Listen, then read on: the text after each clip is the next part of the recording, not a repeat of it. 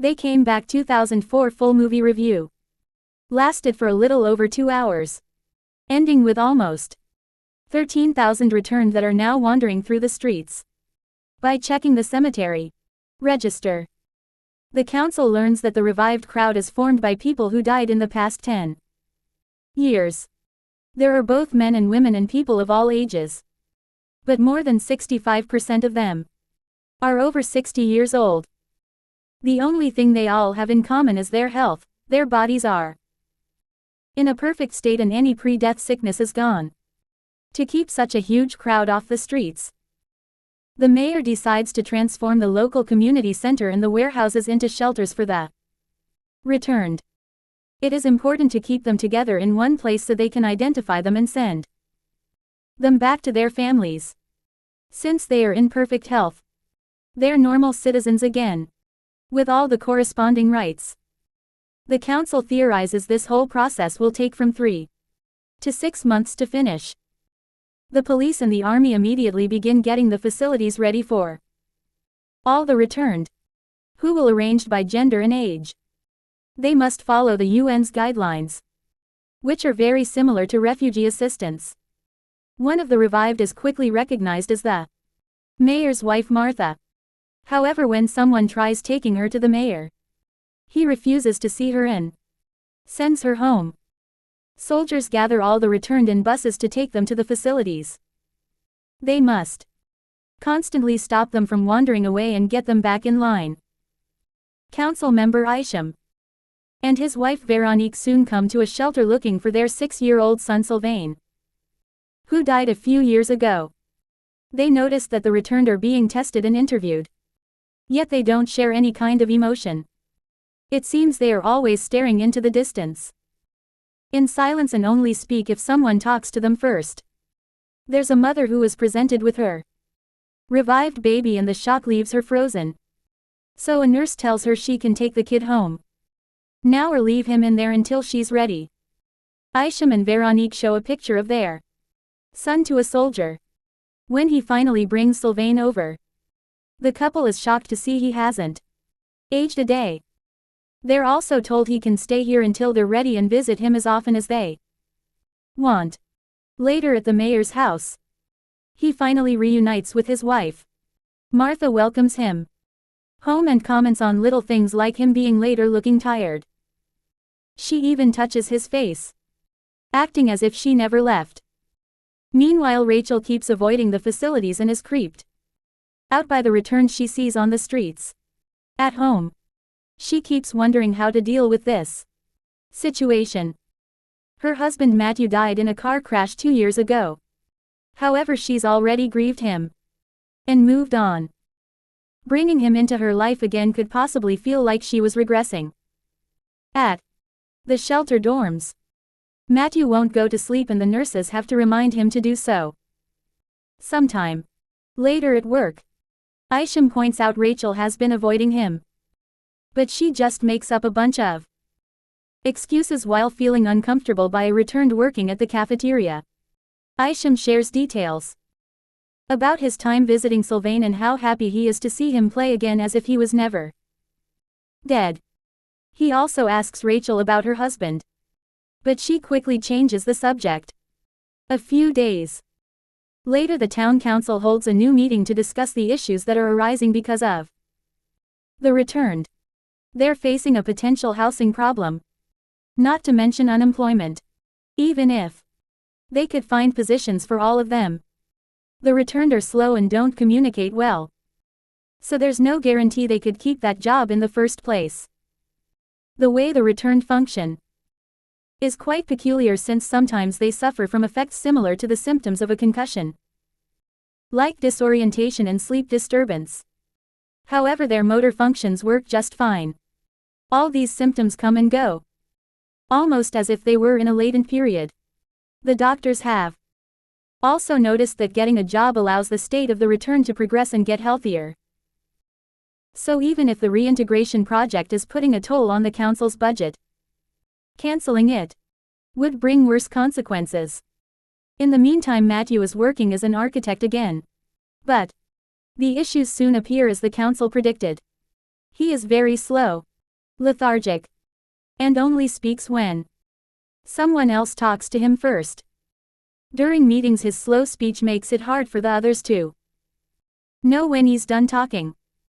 Although Matthew is already part of the town life thanks to his job, Rachel hasn't tried to contact him yet and he sometimes watches her through the window. One afternoon, Rachel sees Sylvain standing in a bush while staring at nothing, which creeps her out. Veronique quickly arrives to retrieve her son and sends him back to playing with other kids in the park. While Veronique watches him, Isham arrives and mentions they should bring Sylvain to live with them already. However, Veronique feels uncomfortable and announces she's going home, saying she's tired as an excuse. Isham brings their dog to play with Sylvain and notices how the animal would bark at the elderly returned. Sometime later the council discusses a new issue. The elderly returned wander off a lot and it's hard to keep them in the facilities or in their homes. No matter if it's night or day. They're not very aware of their surroundings. So a simple walk is dangerous for them. Since they are retired, they don't work either. Experts theorize they may be looking for a familiar place. Or it could just be a response caused by the trauma of dying. Studies show that these particular returned are full of energy and are very resistant to infection. Probably because their body temperature is lower than a regular human's. To deal with this, Dr. Gardet develops a medicine that helps them sleep better at night and move less during the day. This product is quickly licensed and marketed so every family can access it.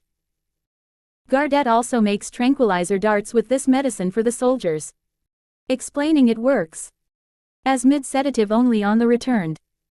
A normal human would sleep for 2 days and wake up sick, taking days to recover. So they need to be careful about who they shoot. One night while watching the returned, the soldier tells Gardet that some of them are only pretending to sleep. Suddenly, Gardet notices Matthew dressing up and leaving the facility. The soldier explains that Matthew does that every night and that he's just going to work. Finding this strange, Gardet decides to follow Matthew. At the office, Gardet is surprised to find a group of returned having a meeting and chatting normally. The security guard tells him they do this every night. Sometime later Rachel is going home after work and notices Matthew following her. She doesn't dare to say anything. And neither does Matthew. So they start heading home together in silence. Gardet follows them in secret because he's been studying Matthew's behavior. At home Rachel still feels uncomfortable by her husband's presence, so she immediately hides in her room. Meanwhile the mayor throws a party to reintroduce Martha to the rest of the family. She's happy to see everyone but doesn't eat, claiming she's never hungry in the evenings. Suddenly she turns around as if she heard something and leaves to walk into the garden. Her caretaker reveals she spends her entire days walking around the yard with no purpose. The mayor follows Martha and tries to bring her back. However, she ignores him and just keeps going, only stopping to say hi to her granddaughter. That night, Rachel finally approaches Matthew and they manage to have a conversation. Eventually, she gathers enough bravery to kiss him and they end up getting dirty in the living room, unaware that Gardet is watching them through the window. During the next meeting, the council discusses the return's low body temperature, which is causing them to appear as creepy white figures on thermal cameras. Since they're desperate to learn more about the mysterious meetings, they decide to attach a bunch of thermal cameras to balloons to follow the return's night activity. When the first report arrives, they discover that the returned cover an average of 9 miles a day regardless of age or gender. The older people are slow, but they don't stop until they're done. The cameras also confirm that night meetings are happening all over town. But it's too early to recognize any patterns. While this is being explained, the mayor notices Rachel leave the room. As days pass, the elderly returned continue to wander off a lot. Rachel is feeling very comfortable with Matthew and is even happy to have him in her life again. She thinks she should stop going to the council meetings because the way they talk about the returned bothers her.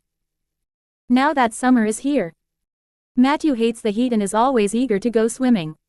Meanwhile, Veronique is watching her son play outside, not looking happy about having the boy live with them again. Suddenly an old returned appears and makes Sylvain's game move too fast. So Isham rushes to stop him. When he looks at his wife, she's hurrying back inside. One night, Rachel hears a noise and leaves the bed to investigate. She finds Gardet outside claiming he only wants to help her cope with the situation and that he knows how she feels.